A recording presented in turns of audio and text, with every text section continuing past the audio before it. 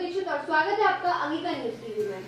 नव वर्ष के मौके पर केंद्र सरकार की ओर से विक्रमशिला पुल के समांतर 4 लेन पुल और 2 NH के लिए 3021 करोड़ का पैकेज की घोषणा के बाद आज भागलपुर के लीला भवन में एनडीए की ओर से प्रधानमंत्री के लिए धन्यवाद सभा का आयोजन किया गया।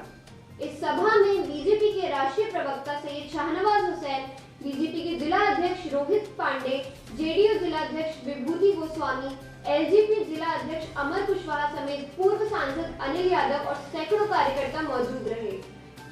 भागलपुर को अगर सबसे ज्यादा नववर्ष पर तोहफा मिला है तो इस बार मिला है, और देने वाले हमारे प्रधानमंत्री नरेंद्र मोदी जी ने 3000 करोड़ रुपया भागलपुर को दिया है नववर्ष पर।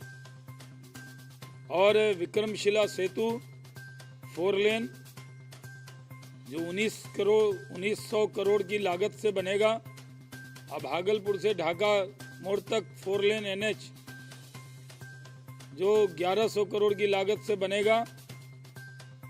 6800 करोड़ रुपया बिहार को उन्होंने प्रधानमंत्री पैकेज में बिहार की योजना शामिल की और उसमें 3000 करोड़ भागलपुर को दिया।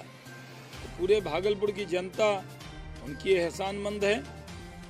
भाई नीतीश कुमार जी ने उसमें बहुत प्रयास किया, सुशील मोदी जी ने, नंदकिशोर जी ने, उनको भी धन्यवाद देते हैं।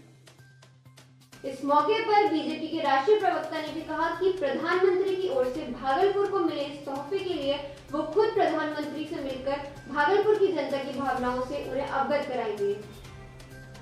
मैं खुद प्रधानमंत्री जी को मिलकर भागलपुर की भावना से अवगत कराऊंगा, उनको बताऊंगा कि कितना भागलपुर वासी खुश हैं कि बहुत बड़ा काम प्रधानमंत्री जी ने किया है।